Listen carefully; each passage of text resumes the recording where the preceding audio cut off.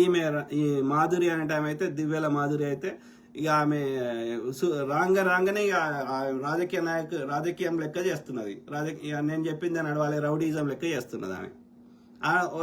అది that is not the purpose of the Bigg Boss concept. అది కాదురా అయ్యా. ఒక స్పెషల్ సిచ్యువేషన్ ని నువ్వు ఎట్లా హ్యాండిల్ చేస్తావు, నువ్వు ఎంత హ్యుమానిటీ చూపెడతావు, నీ యొక్క నలుగురితో ఉన్నప్పుడు నువ్వు ఎంత ఎట్లా బాగుంటావు, ఓకే, ఎట్లా టీం ప్లేయర్ చేస్తావు, ఎట్లా నువ్వు 10 మందిని పైకి తెస్తావు, ఒక స్పెషల్ సిచ్యువేషన్ ని ఎట్లా హ్యాండిల్ చేస్తావు, ఒక సమాజంలో నువ్వు ఒక గుడ్ ఎగ్జాంపుల్స్ ఎట్లా ఉంటావు.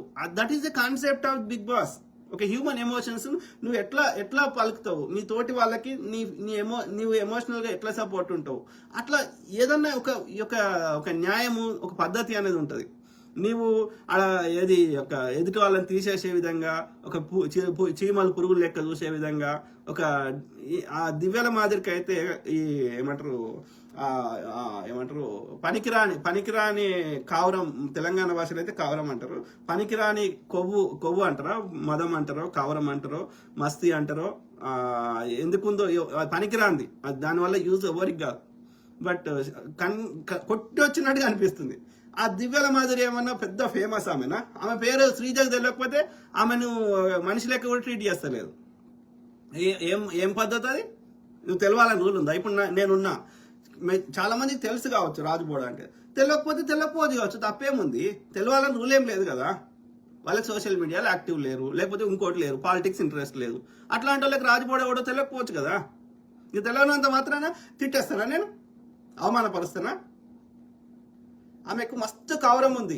దివ్యల మాధురి ఆయన కళ్యాణ్ కూర్చోని ఒక చైర్ ఆఫర్ చూపెడితే తప్పేముంది, నీకు ఇది నచ్చితే కూర్చో, లేకపోతే లేదు. ఆయన ఇష్టం ఉన్నట్టు తీసి పారేసి మాట్లాడుతుంది. మస్తు కవరం ఉంది. ఇట్లాంటి వాళ్ళని తీసుకొచ్చి ఏం ప్రూవ్ చేయాలనుకుంటున్నావు? ఎదుటి వాళ్ళని ఇబ్బంది పెట్టే విధంగా ప్రవర్తించే వాళ్ళు ఎందుకోసం, ఆ షోలో ఎందుకోసం?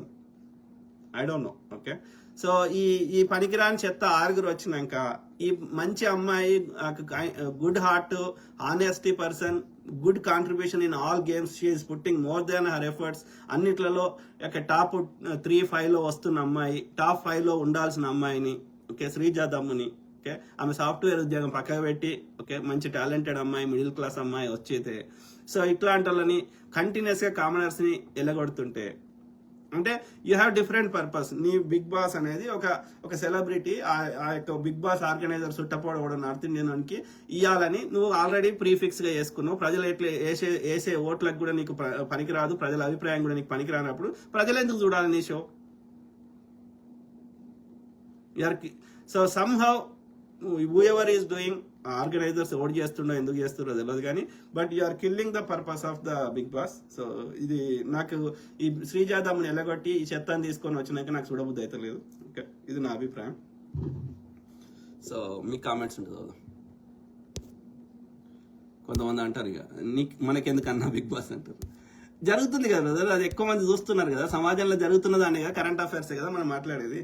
సో అన్ని ఉన్నప్పుడు ఇది కూడా ఉంది కదా, బిగ్ బాస్ అనేది కూడా మెజారిటీ ప్రజలు చూస్తున్నారు, దాని గురించి కూడా చర్చలు చేస్తున్నారు, 100 మంది రివ్యూలు చేస్తున్నారు. కాబట్టి అది కూడా one of the hot topics or current topics కాబట్టి మనం మాట్లాడుతున్నాం. ఇంకా ఎవరు చూస్తలేరు అది, లేకపోతే మనకు చర్చనే అవసరం లేదు. ఓకే, కాబట్టి ప్రతి అంశం మీద అవగాహన చేస్తా.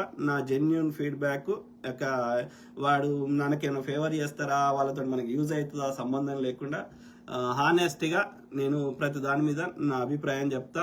అట్లనే హానెస్ట్ రివ్యూ కానీ, ఫీడ్బ్యాక్ కానీ, అనాలిసిస్, విశ్లేషణ కానీ చేస్తా. Okay, hi Abhilash, hi sir, hi brother. So మాట్లాడతా, ప్రతి అంశం మీద అవగాహన చేస్తా. అట్లనే ఎవరైతే అణగారిన వర్గాలు ఉన్నారో, సప్రెస్డ్ ఉన్నారో, ఓకే, న్యాయం కోసం వాళ్ళ తరఫు నిలబడతా. కుల, మత, ప్రాంత, జెండర్, లింగ భేదం లేకుండా ఎక్కడ న్యాయం ఉందో, ధర్మం ఉందో, పద్ధతి ఉందో దానికి అనుకూలంగా వాస్తవాలు తెలుసుకొని ప్రాపర్గా ఇండిపెండెంట్గా విశ్లేషించి నాకు ఎలాంటి అలా వెస్టెడ్ ఇంట్రెస్ట్ లేకుండా నిష్పక్షపాతంగా చర్చ చేస్తా, మీ ముందు తీసుకొస్తా.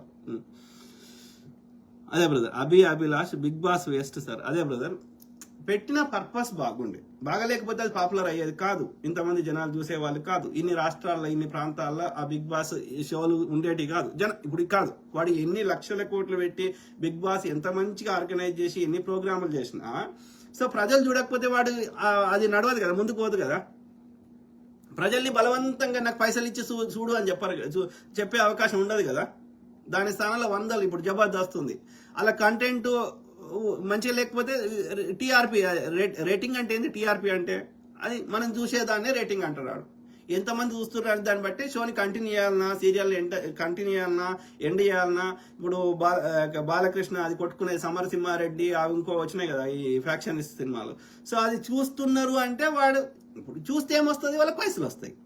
సినిమాలకైతే డైరెక్ట్గా మనం పైసలు ఇస్తాం, ఈ టీవీలలో ఇట్లా వచ్చేదానికైతే అడ్వర్టైజ్మెంట్లు వస్తాయి. మనం చూడకపోతే రావు వాళ్ళకి పైసలు, సింపుల్. కాబట్టి ఈ మనము ఇప్పుడు అది పాపులర్ అయింది అంటే వాడు పెట్టుబడి పెడతాడు, దొంగతనంగానో పైసా ఎక్కడి నుంచో తీసుకొచ్చి 10 మంది దగ్గర అడుక్కొని వచ్చి పెట్టుబడి పెడతాడు. వాడు అంతవరకు చేయగలుగుతాడు.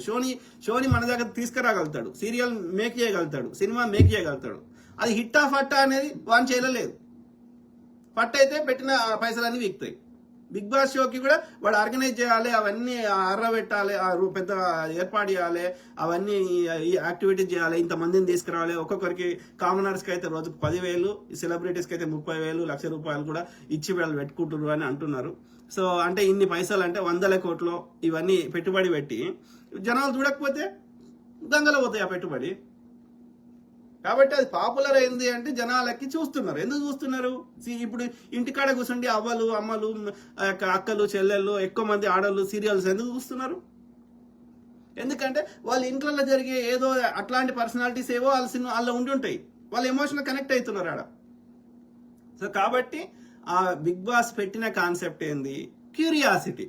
మనిషి ఒక స్పెషల్ సిచ్యువేషన్ లో, ఒక లిమిటెడ్ రిసోర్సెస్ ఉన్నప్పుడు, ఒక నలుగురు డిఫరెంట్ మైండ్ సెట్ ఉన్న వాళ్ళు ఉన్నప్పుడు ఎట్లా ప్రవర్తిస్తాడు అనేది తెలుసుకోవాలన్న క్యూరియాసిటీ, అంతే, సింపుల్. ఓకే. సో కాబట్టి ఆ పర్పస్ ని ఇప్పుడు కిల్ చేస్తున్నారు.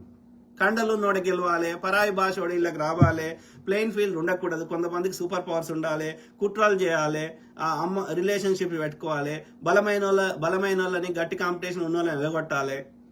అప్పుడు పోటీ ఉండదు కదా. సో కాబట్టి పెట్టిన పర్పస్కి భిన్నంగా ఇప్పుడు ఆర్గనైజర్స్ చేస్తుంటే అది నచ్చట్లేదు. కాబట్టి మన అభిప్రాయం చెప్తున్నాం. సో ఈవెన్చువల్లీ ఇట్లనే వాళ్ళు చేస్తే చూడరు జనాలు, చూడకపోతే మనం మాట్లాడము. The squeaky wheel gets attention. సమాజంలో ఏమైతుంది దాన్ని బట్టి దాన్ని మనం చర్చ పెడతాం. ఎవరు చూడకపోతే దాని చర్చనే ఉండదు. సో కాబట్టి